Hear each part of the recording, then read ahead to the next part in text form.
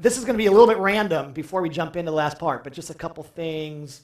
This is terrible. I'm a terrible artist. Those are arms. Those are arms. Couple quick things. I couldn't figure out where to fit them in, so I'm going to fit them in here. What do you do with your volunteers? Which is an assumption that you have some. The first question is, how do I get volunteers? There's no answer to that. You're on your own. If you have volunteers, the next question is, well, what do I do with them? How do we utilize them? This is where I would say, this has really helped me, hopefully it'll help you. Everybody has stuff that they're good at and stuff that they like. Your job as a leader of your ministry is to let people serve at something they're good at and they like it. Because then they'll be fruitful and fulfilled. The key to longevity with your volunteers is to allow them to serve at stuff that they're good at and they like doing, not just forcing them into the need that you have. You need a whole bunch of small group leaders. But you have a volunteer who comes to you and you find out that they don't like smaller group stuff. And you say, but we really need you to be a small group leader. And so they say yes, and so they're doing something that maybe they might not like or be good at, no wonder they didn't last very long. You plugged them into a place that they didn't like and they're no good at. Or they're good at it. Sometimes we get people to do stuff that they're good at but they don't like. You can ask people to do that for a season out of faithfulness, right? Hey, I know you don't like being up front running games, but you're so good at it. Could you just do it for a little while? Okay, they can do it for a little while. Most people in the workplace are right here. Most people. They're widget makers. My father-in-law was a widget maker for 40 years. Sold insurance. Super good at it. Like really good at it. Hated it. Hated it. But he found himself going, but that's what I do. I got 2 daughters to raise. I got a house to pay for. I'm good at it. I've won these awards. So he just spent his life not fulfilled. Fruitful, but not fulfilled. As best we can, figure out, ask the questions. Maybe you list all your ministries, all the places volunteers can plug in, and you take the time to find out what are people good at and what do they like, and get as many people serving as close to here as you can. If they like it, but they're no good at it, these guys, I love teaching. Yeah, but the kids don't like listening when you teach. Right? Now, you can teach them the skills, maybe, right? You can have some patience here and teach them the skills. If they don't like it, they're no good at it, don't give it to them. If they're good at it but they don't like it, give it to them for a season. Tell them to find, hey, you can quit doing this when you find a replacement. When you train somebody when you train this guy, because he likes it, he's just no good at it. You're good at it, you don't like it. You train him and you can take it off your plate. Ideally, this is where you want your volunteers. That's a parting shot. And then avoid at all costs the term raise the bar. Let's quit raising the bar. Let's just quit raising. We don't need to raise the bar. What happens when you raise the bar is you assume every student needs to reach the same bar. So when you say, this is the year of evangelism, everybody, we're all going to reach one more for Jesus. It's a year of evangelism. Well, the evangelism bar might be way too high for some of the students in your youth ministry. It might be an unrealistic bar for them. What I would say instead is set lots of different bars at lots of different heights. This speaks to the individual life piece of ministry. It takes effort, and it's harder the more your ministry grows. But instead of saying, this is the bar we're all aiming for this year, challenge different kids with different bars. There's students in your ministry who a bar for them is just to quit disrespecting mom and dad. Just challenge them on that. There's some bars for your students. The bar is you need to go on an overseas mission trip. Point them towards that bar. The rolling their eyeballs at dad bar is way too low for him or her. Set lots of different bars for lots of different kids. Successful youth ministry is when you get kids to take 1 or 2 steps of maturity, right? We can't do it all. When youth groups say their purpose statement, forgive me if I share your purpose statement right now, but to develop fully devoted followers. Our high school ministry exists to develop fully devoted followers of Jesus Christ. Completely impossible job description for youth ministry. You're not going to develop fully devoted followers of Jesus in high schools. You're going to help them take some steps towards that, right?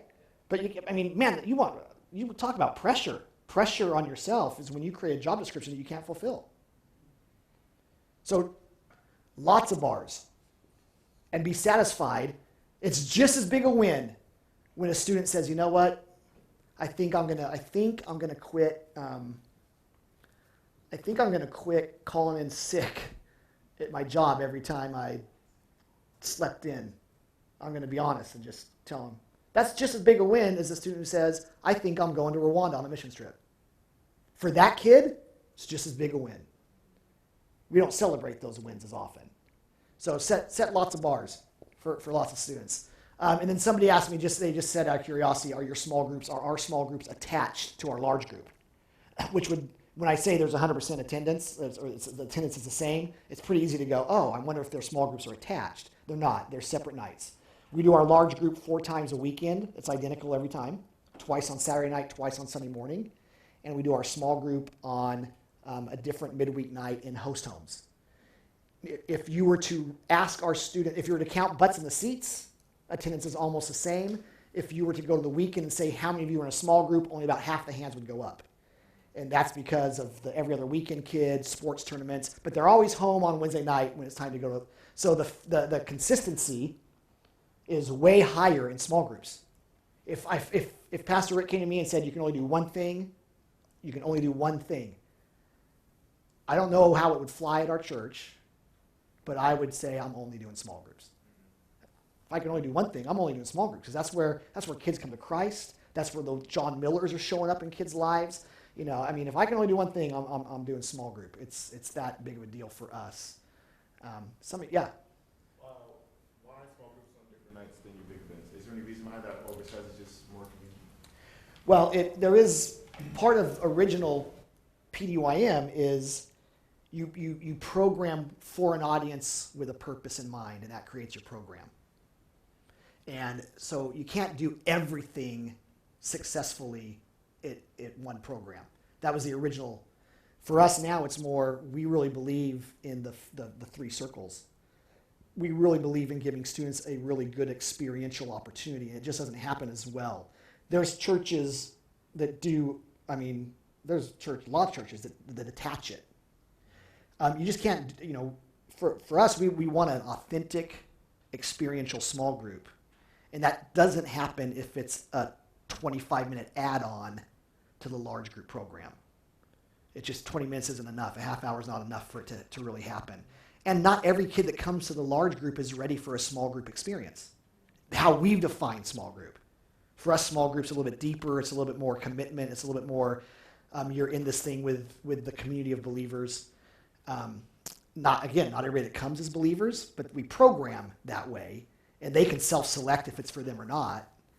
And for us, that just happens best in a little bit more time and space dedicated to it. Most of our small group leaders are not weekend large group leaders, and vice versa, because we don't want to burn them out and ask too much from them. Yeah? I have a question, but I can ask one. You don't need. What are some things that you guys do in small groups? So if it's, because you guys do it in host homes. Uh-huh. So then how does a typical night look like? Yeah. A very, very, very typical night would be probably 15 or 20 minutes up front while kids are kind of showing up, shooting hoop, jump on trampolines, playing Xbox, eating snacks, whatever, just hanging. For 15 or 20 minutes, there's probably another 15 or 20 minutes of how's your week been, highs and lows, My 7th grade guys, I call it happy crappy. They just like that. It's the only, they can't wait to share their crappy. They want to say the word crappy. And then it'll typically be probably, depending on, we tell our leaders, run at the pace of your students. So, we want to nudge them, but we don't want to pull them. So you run at the pace of your students. So ideally, there's probably about a half hour discussion time, Bible study discussion time, very discussion-oriented curriculum and things like that. And then there's another 10 or 15 minutes of prayer requests and that kind of stuff. And it's about a 90-minute. I think high school groups typically go for more like 2 hours. Junior high go for about 90 minutes. And how much time is spent where varies based on the pace of the group. With my 7th grade boys, we have 13 of them, and they are crazy. I wasn't really exaggerating. So for us, a 10 or 15-minute discussion time is really good. And, the students only want to talk about 3 things. You know that, right? They only want to talk about 3 things: sex, end times, and will there be sex in the end times? Those are the only 3 things that they want to talk about. So it makes discussion time pretty easy. All right. Let's talk for just a few minutes.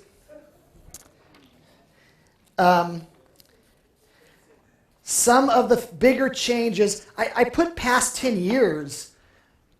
A lot, it seems like not as much has changed in the last 5 years, other than maybe just a couple areas, as there have in the last 10 years. But a lot's changed, I'd say, in the last 10 years or so. These are just my observations, and I think if we have time, we'll let you guys add a few things from what you've seen. I'll just kind of move through these. There's some great questions there at the bottom that I think are worth thinking through and talking about. These are in no particular order at all. One is the technology and social media tsunami. There's no other way to describe it other than a tsunami. I mean, it has just come in and taken over. I think at a faster pace than most people even thought. Certainly, there's more variety. I think people thought Facebook would have more staying power. I from the very beginning, I don't get much right. People ask, I'm not a prognosticator. I'm not a futurist. People say, what's the future of youth ministry? I have no idea. Adults loving kids. I mean, I don't know what the future, I don't know. I'm the wrong guy to ask. But from the very beginning, I felt like Facebook was more of a micro trend than a macro trend. I think social media is probably a macro trend, being it's here for the long haul. But most things are micro trends underneath. And Facebook, I think, even to my surprise, I'm a little bit surprised how quickly teenagers have mostly, not completely, but they've mostly jumped off board Facebook. And it's a little bit surprising how many other things have just quickly, if there was a dot-com bubble back 15 years ago that burst, man, I go, when is the app and the social media app bubble going to burst? I mean, how many people can invent a Snapchat and sell it for $2 billion? I'm like, my goodness. But right now, it seems like the market is dying. The market is very responsive to new social media things. A lot of it is students' desire to remain anonymous, somewhat anonymous. They think they're anonymous. They're not as anonymous as they think. They're not anonymous to the people that own Snapchat. They are anonymous to mom and dad who have no clue what Snapchat is, right? Or Kik or whatever. And I think a lot of what is driving it is, as mom and dad get savvy, students then go to someplace else. Not because they're super rebellious, but they want what we had. And that's a level of anonymity that we all had when we were growing up, that they have a harder time having today because of technology. It creeps in. From pagers to iPhones, from snail mail to text, from face-to-face to Facebook to Twitter to Instagram, watches are more powerful than your first laptop, right? I mean, the new iWatch, or whatever they call it, I mean, they say there's more technology in our smartphones than it took to send the first rocket to the moon. You think about that. That's just mind-blowing. And our students are natives to it. They are natives. All the concerns we have about it, they don't see those concerns at all. Not because they're dumb teenagers, because they've grown up around it. Why the world's awesome. What concerns could there possibly be? We see the concerns as adults and people who have kind of had to migrate towards that strange new world. Another change I've seen in the last 10 years, this one doesn't show signs of slowing down, is supersized sports. Somebody mentioned it earlier. Man, it's a big deal, the whole sports world for teenagers and their parents. And I think one of the changes is how much of a bigger deal it is for parents than it is for teenagers. That's where the biggest change has become. Students on their own couldn't make sports any more important than they were for us. It's had to be the grown-ups who have decided that they're that much more important.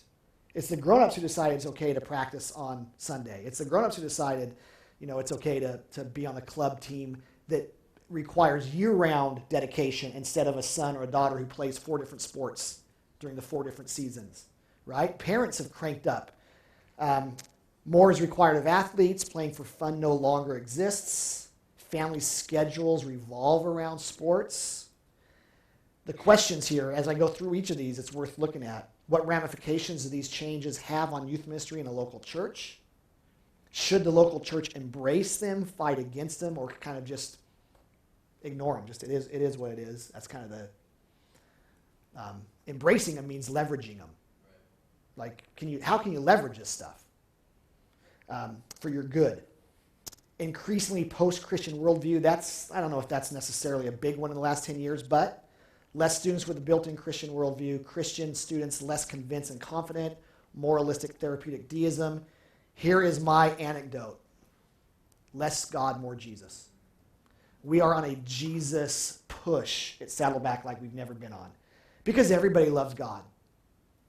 Very few teenagers are atheists. I like God, he's cool. I'm a Christian, I go to church, or my mom and dad did, or I'm not Catholic. I'm not Mormon, I'm Christian, right? Kids are pro-God. They like the idea. They think God loves them. Kenda Creasy Dean, if you haven't read her book, Almost Christian, you have to read it. I think it's the most important youth ministry book of the last 5 or 6 years. It's heady stuff. It's not an easy read. It is really good. If you've not read Soul Searching by Christian Smith, that's a little bit older, really good. If you want a way easier read a book from a girl you've never heard of, Jen Bradbury, The Jesus Gap. At Saddleback Church a couple years ago, I said more God, more Jesus, less God, wherever we can. Now I know that theologically it's all this. I get that, but whenever we can talk Jesus, hey, follow after Jesus as opposed to follow after God. We use the word Jesus because it separates things, it clarifies things. There's some differences between being a follower of Christ and a follower of God in the vernacular and the real kind of practice that people find themselves in as committed evangelicals, Orthodox believers. There's not that much of a difference. But to the 13-year-old, there's a world of difference. So we're doing a renewed emphasis on the gospel, understanding and articulating the gospel. What does it mean to follow Jesus? Our junior high small groups, the curriculum is 100% Jesus-centric. If in junior high you learn nothing in 2 years of junior high, you're going to learn about Jesus. So we made a pretty radical shift, but it just feels right. What sparked it for us, just in a moment of transparency, we do summer internships, and the summer internships are reserved, they're 3 months, they're reserved for kids who are homegrown. And I'm getting these kids who are halfway through college or even just graduated from high school who want to do a summer internship at the junior high program, and I'm interviewing them, and I'm asking them, one of my go-to questions is, I'm a kid at camp, and I raised my hand because the speaker said if you want to have a relationship, if you want to know for sure you're going to heaven, raise your hand. And he left it at that, like a lot of speakers do, right? And he said, talk to one of your leaders. Camp speakers are notorious for not explaining things very well. They get everybody riled up and emotional, and then they drop the mic and leave us to clean it up, which is great. That's what we're supposed to do. That's our job. I said, you got 2 minutes because it's an 8th grade girl, and she wants to become a Christian, but she really just wants to get to the snack shack. Explain the gospel to me. And I was mortified. I'm just being straight up. These are kids who have grown up in our ministry at Saddleback. Mortified at their inability. I mean, we had everything from, well, I would just tell them to run to God's arms. Okay, and then what? just, oh, wow, I don't know. Never thought of that. So being a Christian means just running God's arms? Well, that's what, yeah, I mean, it doesn't. These are kids who, they're not all called to ministry, but they've seen something about ministry that's attractive enough to give a summer of their life to it. I had some who could just check off the talking points perfectly verbatim, and then I would throw a wrench in there, and they couldn't go off script. They just had it all right here. They were good little students, but they couldn't go with a question, and that was disturbing, and I got really nervous, going, wow, God, you've entrusted me with this, and I'm screwing it up. So we're making some shifts. And it's not been easy, and we don't know how effective we're being because it's a year old, but we're in the middle of it.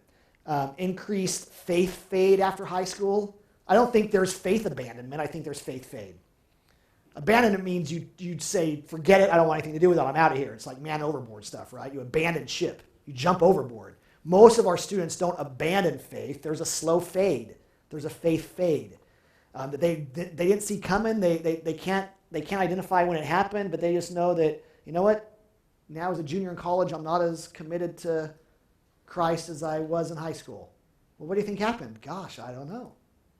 I still love God, right? I mean, but there's a faith fade. Is it a real increase or an increased awareness? That's an interesting conversation. There's probably always been faith fade. My faith faded when John Miller walked away. You know, I mean, kids have struggled and questioned and wandered for years and years. It's part of adolescence. Or are we just more aware of it now than ever before? Kind of like, is the world more dangerous to walk to the mall than it was when we were kids? Or are we just more aware of the dangers because of the 24-hour news cycle, so we don't let them walk to the mall? It might just be just as safe as it always was. We just know the dangers. Faith fade has always happened. We're just more aware of it than ever before. However, we're responsible for the information we have. So what do we do about that? Rise of the Uber parent, looking to insert their influence into most arenas of child's life, high sense of entitlement for their child. Man, when I was a kid, if I got a bad grade, my dad would say, you must have deserved it.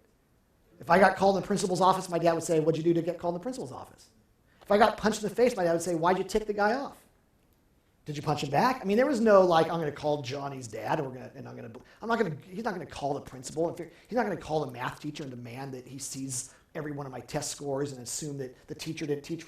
Now, that stuff, man, entitlement. For the parents who are involved, they're highly involved. It's more apparent in white upper middle class families. The Uber parent is more evident in white upper middle class families than in others. Prolonged adolescence. Most experts say it stretches into mid to late 20s, living at home longer, marrying later, slower to settle into career. We've talked about that. Service projects and missions as evangelism. That's a big change in the last 10 years. A big change is not, we've always done them as evangelistic tools to the people we're reaching. What's changed is we can use it as a way to reach teenagers in our community. Hey, come with us. We're going to serve the community. Come with us. We're going to go to Philadelphia and work with inner city kids. Non-Christian kids will jump all over that nowadays because we live, the whole social justice stuff it's really raised, like the rising tide has raised all ships. And we used to say we can't take non-Christians to do ministry. How does a non-Christian minister? Well, that makes sense. In the postmodern world, by the way, more and more people come to the conclusion of facts, not through reason, like most of us did. They come to their understanding of facts through experience. So you give a non-believer an experience, and they will. Now the danger in that is not all of our experiences are true and trustworthy, right? So but it's a great opportunity, and more youth groups are using service projects and missions trips and things like that as ways to reach unchurched kids. More and more youth groups are letting unchurched kids play in the worship band. Is there problems with that? There's problems with that. The trade-off is you got a non-believer playing drums every single Wednesday night. He might just play his way into the kingdom at some point, right? So you weigh it all out. I'm not saying which is good and which is bad. I'm just saying there's more and more of that type of philosophy happening because of how did I get off on that? Oh, service projects, missions, and evangelism. Thank you. Another one, the sexuality shift. Your theology probably hasn't changed, but theirs has. And if your church isn't talking about it, this is an opportunity, I think, for youth ministry to lead up. Because nobody is feeling this shift more in the church than you and I. Nobody. Little kids aren't questioning it. Grown-ups have the issue settled. Teenagers, they are super comfortable talking about it. They have all sorts of assumptions about it that you and I did not have. They have assumptions about your church that are right or wrong. If you're not talking about it, you need to be. And it's a great place to lead up and lead the conversation with other departments in your church. Do we speak the same language? What's our language? Where are people allowed to serve? What place are people in their sexuality journey? At what place do they find a home at our church? What places can they serve? Where can't they serve? What's our theology? My hunch is your theology is settled at your church. My hunch is your practical theology isn't. You're not talking the same language. You don't know for sure. What do we do when? What do we do when somebody used to be a woman and now they're a man? Either they've completely transitioned or they're in the process. Let's say they've completely transitioned and they come to Christ and they want to be a volunteer in our children's ministry. What are we going to do with that person? My hunch is if you got your top 10 leaders in your church, you wouldn't have one unified response to that question. You need to. You need to start thinking about that stuff. And it's scary and it's intimidating and we don't want to get it wrong because when we get it wrong, everybody lets us know we got it wrong. So we've been silenced into not trying, and that's even worse. We're in the midst of it. I forced the conversation at our executive meeting a couple weeks ago because I just wasn't happy with the fact that we're not talking about it. And it went okay. It went okay. We'll see. We'll see. But our theology is settled. Our theology is totally settled. How are we communicating to that? How are we communicating that to people? There's a lot of variety around the table. Did you share what you shared last night about, there was a girl that you been holding hands with another girl and how you're... Oh, yeah. It's a great, thank you. We've had these conversations with our youth team, and we've kind of talked a couple things that we've landed on. One, this isn't quite what you're asking, but I'll get there. One is we've decided, I've said, let's label everything as same-sex attraction. Let's do what we can not to let kids put a stake in the ground and identify themselves as gay. Because when they do, they put a stake in the ground. And that was a bold, brave, courageous thing to do. So much so that it's very hard to undo it if, I'm going to get into theology on it, but if it was an experimental identity time, which with adolescence, a lot of things are. But to say, I am this person. Now later on, if you want to undo that, it's pretty hard when you went all in. So what we try to do is frame the language as same-sex attraction. Because lots of people have experienced some level of same-sex attraction who aren't necessarily gay. I mean, that's a pretty common human experience at some point for all kinds of people. So we can talk about that all day long. Same-sex attraction. So we just try to keep the conversation there we try to keep the conversation going. My language is extend the conversation. Extend the conversation. As long as a student feels comfortable talking to us, we're winning. We're winning. We don't have to lose a relationship to win a point. Can we do that sometimes? We feel like we gotta win the theological point, but we lose the relationship. And I want us to keep the conversation going as long as we can. We all know our theology in our student ministries team. We all know our theology, so we're not compromising that. We're just being shrewd pastors and shrewd leaders and going, man, the devil wants to use this to shut the door, and we're just going to keep the conversation going as long as we can. I listed a bunch of things. Can a student with same-sex attraction, are they welcome? Of course. We just listed. What's their place in our ministry? We talked all about that. The other day, we had a girl who's a Christ follower. She's been slowly leaking little hints. And 2 weeks ago, she put a picture on Instagram, her and her girlfriend kissing, all about, I'm so thankful she's going to be in my life for I look forward to many years together. I'm thinking, that's just puppy love, right? I mean, that's the same as my son saying that about his girlfriend. You know, many years together with your high school girlfriend? Probably not. But, you know, that she's going in. She's all in. And she walked in to the youth room holding hands with this girl. And got a bunch of our volunteers nervous, and some of them were upset, and we can't have this, and what are we going to do about this? And our high school pastor said something I thought was so beautiful.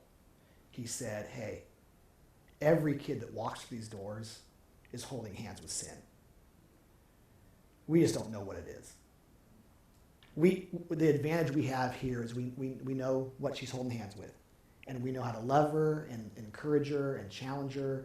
But don't make the mistake of thinking that the rest of the kids in our youth group are not walking in here holding hands with sin, because they all are. And I just thought that was just the most powerful, wonderful way to reframe the issue and again, not minimize it. We're not trying to minimize any of it. We're just we're just thinking through what it looks like, you know, because man, we love people. We love people.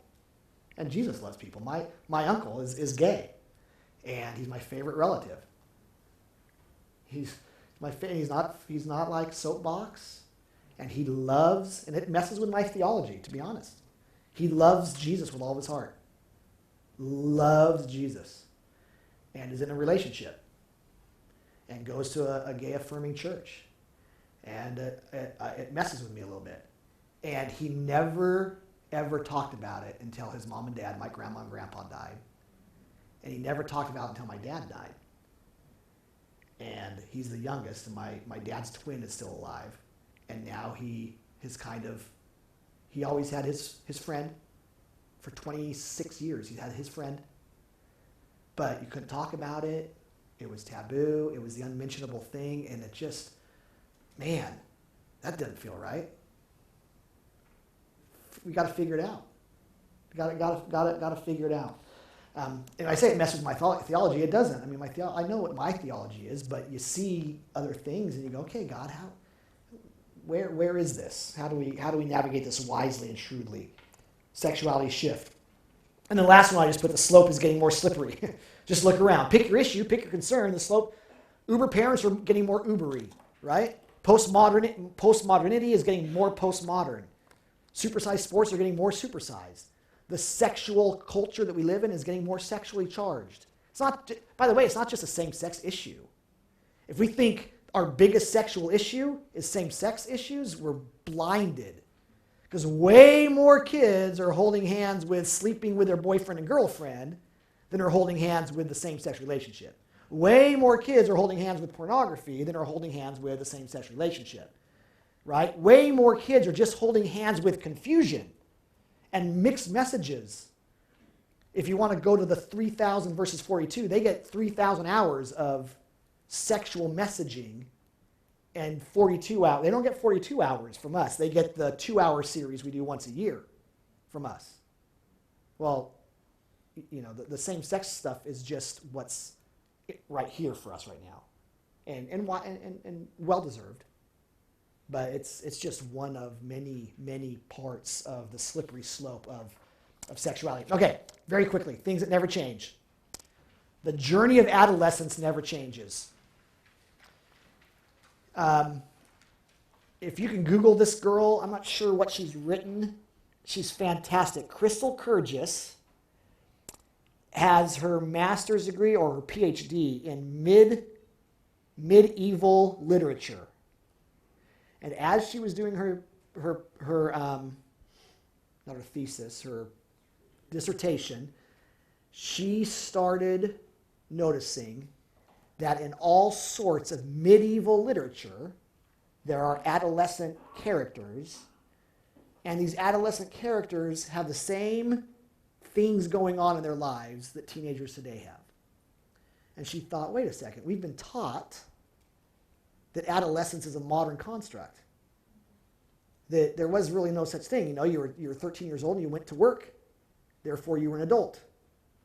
And teenage adolescence is a modern construct, especially in the West.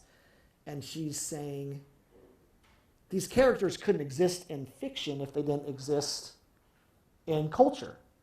So she started doing all this research, and she's blowing massive holes in the adolescence is new. It's really good stuff. She's she's super quirky and interesting and wonderful. But the journey of adolescence hasn't changed that much. If you were to write down top 5 things teenagers say they struggle with, and you compared it with when your youth pastor did the survey, when you were a teenager, it's very similar.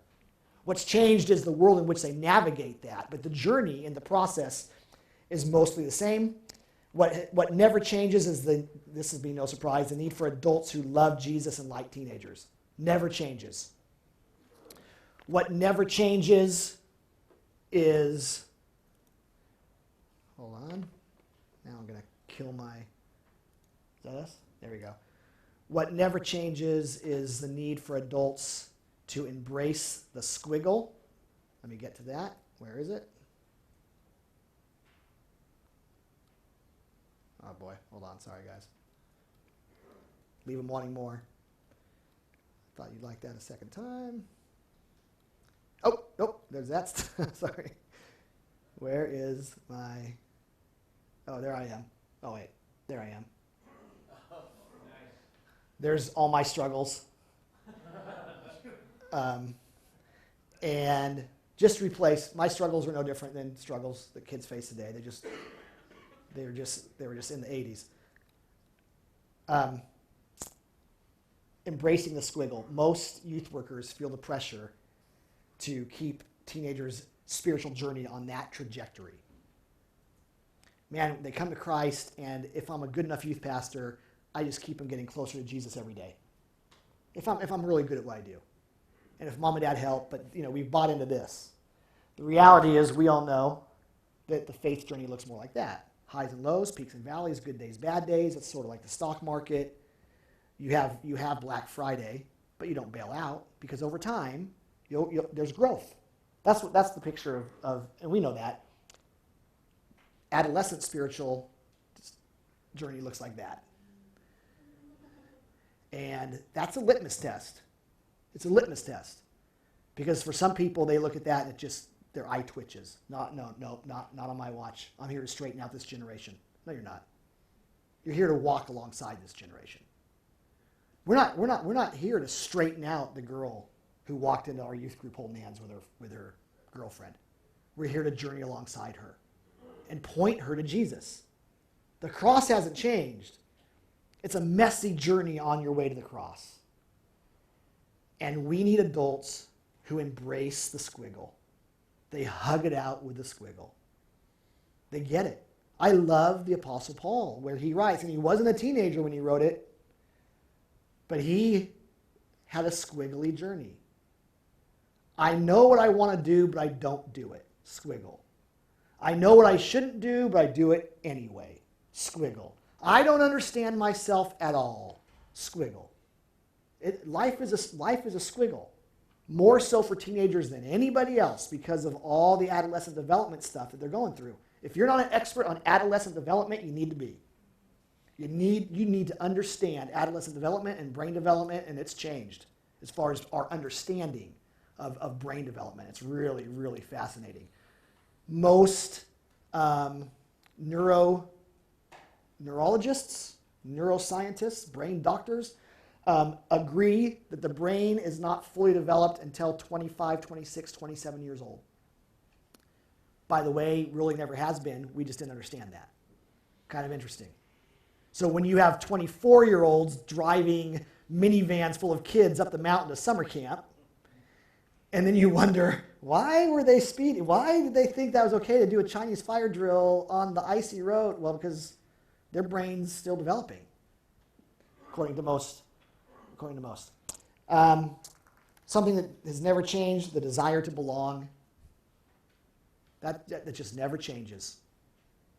More than anything, students want to fit. They want to belong. When one of our leaders, who is a small group leader, she's on our staff, but she's a small group leader, the girl who came out last week, or a couple weeks ago, she was talking to her and she said, what made you, wow, what a brave, I mean, she was like echoing our new talking points perfectly. Because one of our talking points is, you lead with, I'm so proud of you. So proud of you that you felt comfortable sharing that. You lead with that. That must have been really scary for you to share. Good for you. And then she said, what caused you to come to this conclusion?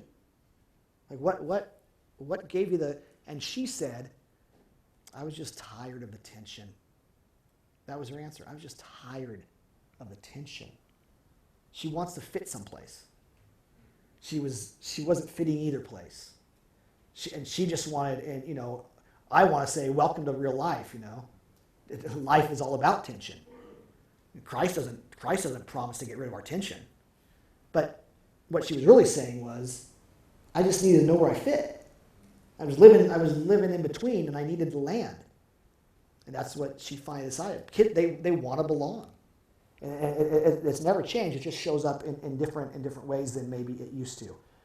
And then what I don't think will ever change, and this is good news for us, is the local church is God's instrument of choice. It's messy, it's flawed, it is losing some influence, we're losing some ground, but still it's his instrument of choice. Question I put there is, I think this is a fact, it's not so much an opinion. You are losing influence as a profession. You are. We're losing influence as a profession. We're not respected. We're lumped in with the priests. We're not trusted. We're irrelevant. We're narrow-minded bigots. We're losing ground as a profession. So what are we going to do about it? That's yeah. That I'm going to leave for you guys to ponder. Because I need to head out of here. You guys, thank you. Thank you for letting me be a part of this.